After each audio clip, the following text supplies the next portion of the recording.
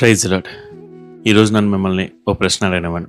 అదేంటి అంటే, మీలో పరిశుద్ధాత్ముడు ఉన్నాడు. అవును, పరిశుద్ధాత్ముడు మీలో ఉంటే మిమ్మల్ని గైడ్ చేస్తారు. ఏది తప్పు, ఏది రైట్ అని చెప్పి. ఎలా గైడ్ చేస్తాడు? వాక్యాన్ని బట్టి గైడ్ చేస్తాడు. మరి ఇంకో ప్రశ్న, మీరు రోజు వాక్యం చదువుతున్నారా? వాక్యాన్ని ధ్యానిస్తున్నారా? ఇదిగో మీ ప్రశ్నలు ఏమైనా ఉంటే దేవుణ్ణి అడగాలంటే ప్రార్థన చేయాలి. మీకున్న అవసరాలు చెప్పుకోవాలంటే ప్రార్థన చేయాలి. మీరు దేవునితో మాట్లాడాలంటే ప్రార్థన చేయాలి. మరి ప్రార్థన చేస్తున్నారా? ఇదిగో ఇవేమీ లేకుండా, అసలు పరిశుద్ధాత్మతో సహవాసమే లేకుండా ఉంటే మీ జీవితం చాలా దుర్బలంగా ఉన్నట్టు. ఇదిగో దాని గురించి చార్లెస్ స్పర్జన్ అనే భక్తుడు ఇలా వివరిస్తాడు.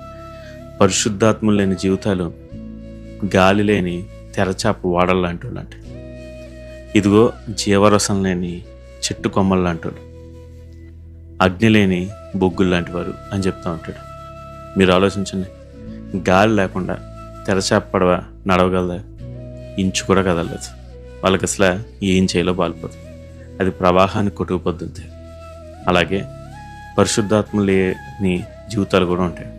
అలాగే జీవరసం లేని కొమ్మ, ఇదిగో జీవరసం లేని కొమ్మ, చెట్టు నుంచి వేరు చేయబడిన కొమ్మ బతకగలదా?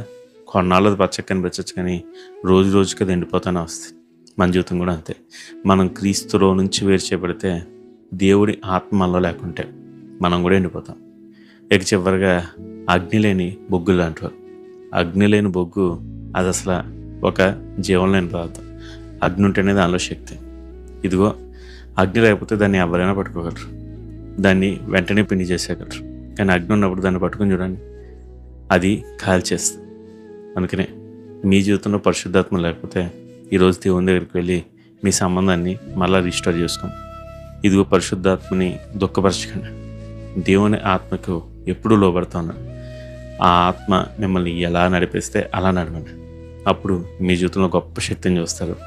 అలాగే దేవుల్లో ఉన్న చెప్పనసక్యము మహిమయుక్తమైన సంతోషాన్ని పొందుకుంటారు. మరి ఎందుకని ఈరోజు అలా చేయకూడదు? ఆలోచించండి. God bless you. Have a blessed day.